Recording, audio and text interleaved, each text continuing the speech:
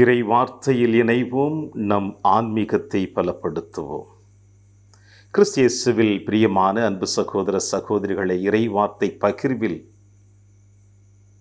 தவக்காலத்தின் முதல் வாரம் சனிக்கிழமை என்று நம்முடைய ஆன்மீக சிந்தனையாக கொடுக்கப்பட்டிருக்கிற நற்செய்தி வாசகம் மத்தேயு எழுதிய நற்செய்தி 5ஆம் அதிகாரம் இறை வார்த்தை 43 முதல் 48 முடிய. இன்றைய நற்செய்தி வாசகம் ஒரு தனி சிறப்பு மிக்க நற்செய்தி வாசகம். இந்த சமுதாயம் வாழ்ந்திருக்கின்ற இந்த சமுதாயத்தில் கிறிஸ்தவர்கள் என்று சொல்லுகின்ற பொழுது ஒரு தனி சிறப்பை, அங்கீகாரத்தை நாம் பெற்றிருக்கின்றோம். கிறிஸ்தவர்கள் என்றாலே இந்த சமுதாயத்திலே நமக்கென்று ஒரு தனி மகத்துவத்தை, மரியாதையை இறைவன் நமக்கு கொடுத்திருக்கிறார். ஏனென்றால் இன்றைய நற்செய்தி வாசகம் அதற்கு ஒரு சிறந்த சான்றாக இருக்கிறது. என்னவென்றால், இயேசு அழகாக முதல் அத்தியாயம் 2 அத்தியாயத்தை பற்றி நாம் சிந்தித்து பார்ப்போம்.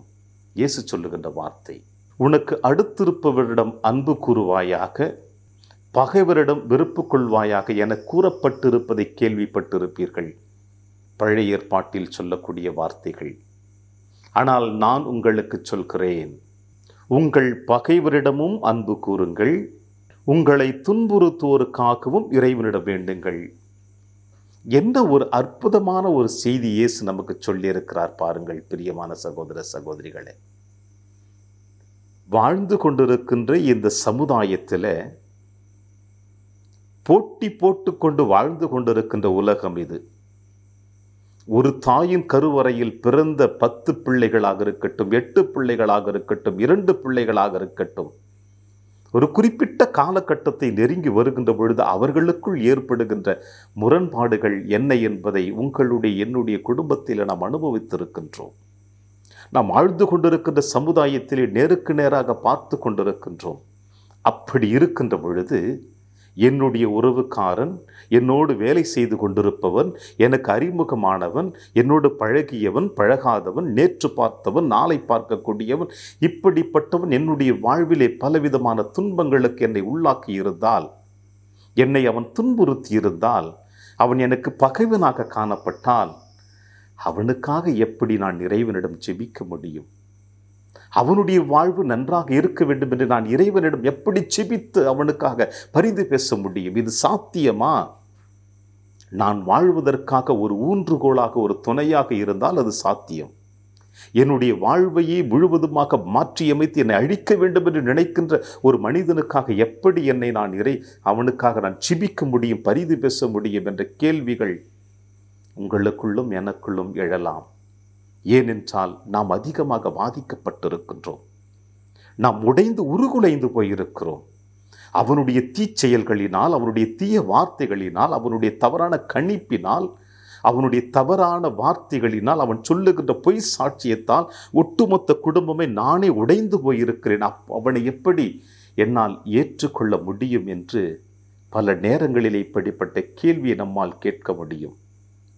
ஆனால் இயேசு நமக்கு சொல்லுவது, உங்கள் விண்ணக தந்தை நிறைவுள்ளவராய் இருப்பது போல நீங்களும் நிறைவுள்ளவர்களாக இருங்கள் என்று. எப்படி விண்ணக தந்தை நிறைவுள்ளவர்களாக இருக்கிறார்?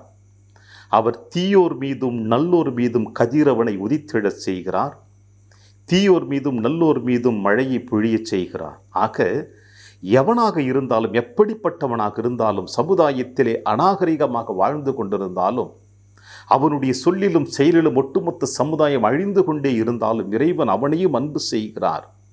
ஏனென்றால் இறைவன் நிறை உள்ளவராக இருக்கிறார் என்று. அன்பார்ந்த சகோதர சகோதரிகளே, இது நம்மால் சாத்தியம். ஆனால் எப்படி சாத்தியம் என்று நமக்குள் ஒரு கேள்வி எழுப்பிக் கொண்டு, நமக்குள் ஒரு விதமான ஒரு வழியை உருவாக்கி கொண்டு நாம் வாழ்ந்து கொண்டிருக்கின்ற ஒரு வட்டத்திற்குள் இருக்கின்ற நம்மை வெளியே வர இயேசு அழைப்பு கொடுக்கிறார். அன்னை தெரேசால் தன்னுடைய பணி வாழ்விலே சந்தித்த எப்படிப்பட்ட இடர்பாடுகள், வேதனைகள், சோதனைகள், கலக்கங்கள், போராட்டங்கள், அவமானங்கள், இவை அனைத்தையும் தாங்கிக் கொண்டு அன்னை தெரேசால் இந்த சமுதாயத்திலே தான் கண்டுபிடித்த, தன்னை தேடி வந்த எல்லா பிள்ளைகளுக்கும் வயிறார உணவு கொடுத்து மன நிறைவோடு அவர்களை ஒவ்வொரு நாளும் தங்களுடைய வாழ்க்கை பயணத்தை தொடர வைத்தாளே. எப்படி அவளால் சாத்தியமானது? ஏனென்றால் தந்தை கடவுள் நிறைவுள்ளவராய் இருக்கிறார், நானும் அவரை போல் நிறைவுள்ளவராய் இருக்க வேண்டும். ஏனென்றால் நான் இறைவனால் படைக்கப்பட்டவள், இறைவனுடைய சாயலை பெற்றிருக்கிறவள். எல்லாவற்றையும் விட அவருடைய அன்பு மகன் ஆண்டவர் இயேசு கிறிஸ்து என்னுடைய சகோதரனுடைய இரத்தத்தால் நான் தூய்மையாக்கப்பட்டிருக்கிறேன் என்ற வெளி அடையாளத்தை தன்னுடைய வார்த்தையிலும் சொல்லிலும் செயலிலும் அன்னை தெரேசால் வெளிப்படுத்தினாள். எனவேதான் உங்களை துன்புறுத்துவோருக்காக ஜெபியுங்கள், உங்களை துயரப்படுத்துவோருக்காக மன்றாடுங்கள், அவர்களோடு சமாதானமாக இருங்கள். ஏனென்றால் உங்கள் விண்ணக தந்தை நிறைவுள்ளவராய் இருப்பது போல நீங்களும் நிறைவுள்ளவர்களாக இருங்கள் என்று இயேசு அழைப்பு கொடுக்கிறார். இந்த தவக்காலத்தில் இப்படிப்பட்ட வாசகங்கள் உங்களுக்கும் எனக்கும் சிந்திக்க அழைப்பு கொடுப்பது மிகவும் மிகவும் மிகவும் நம்முடைய ஆன்மீக வாழ்விற்கு சால சிறந்ததாக அமைகிறது. எனவே பிரியமான அன்பின் சகோதர சகோதரிகளே, இன்றைய நாளிலே இந்த வார்த்தை நம் ஒவ்வொருடைய உள்ளத்தின் ஆழத்தை தொட வேண்டும். இறைவன் நம் ஒவ்வொருவரையும் தொட்டு தூய்மையாக்க வேண்டும். இறைவனோடு நாம் பயணிக்கின்ற பொழுதுதான் அந்த பயணத்தினுடைய மகத்துவம் என்ன என்பதை நாம் அறிந்து கொள்ள முடியும். எனவே அதை அறிந்து கொள்ள வேண்டும் என்றால் இயேசு சொல்லுகின்ற வார்த்தையை நாம் உள்வாங்குவோம், இயேசுவோடு பயணிப்போம்.